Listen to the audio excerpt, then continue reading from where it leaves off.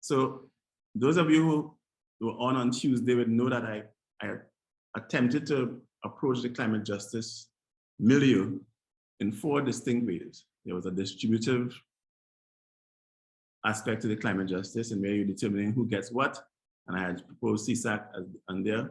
In terms of procedural, determining how fairly people are treated, we went to just transition on Tuesday. Retributive, in other words, the punishing aspect, the common taxation, that was fair as well. And then there was a restorative, which has to do with restoring to rightness. And I pointed out on Tuesday, and those of you who weren't here, you could probably look at the recording and you'll see, just how I attempted to deal with that. But my perspective on all of this is that climate justice is about the mobilization of goods and services. We could say it's about funding and all that, but the funding is going to be used for goods and services. When a country accesses grant or other funding from an agency, a multilateral agency, or international agency, if you get $1 million, you don't get that $1 million to just put it into the central bank and leave it there. You're going to be buying goods and services. And one of the telltale things about justice, especially climate justice, is that it must not only be done, it must be seen to be done.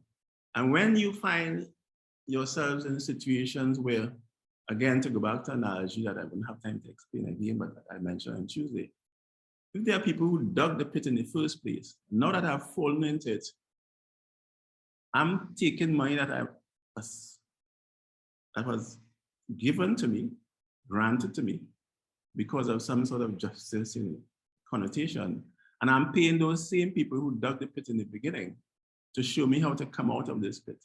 And I'm buying goods and services, especially professional and technical services from them. So they're literally double dipping in my opinion. So I'm saying that in a case like that, justice is not being done, and it doesn't appear to be done, because when I look back at the perpetrators, as it were, it's almost, without being crude, it's like taking somebody to court who slashed you, in public. You're walking down the road minding your own business.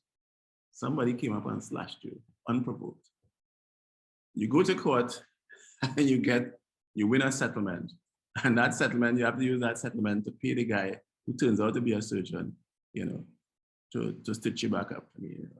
Somehow, something doesn't sit right with that. Here, when you think, you're getting your just desserts, the same person who caused the problem is coming to help you fix it now.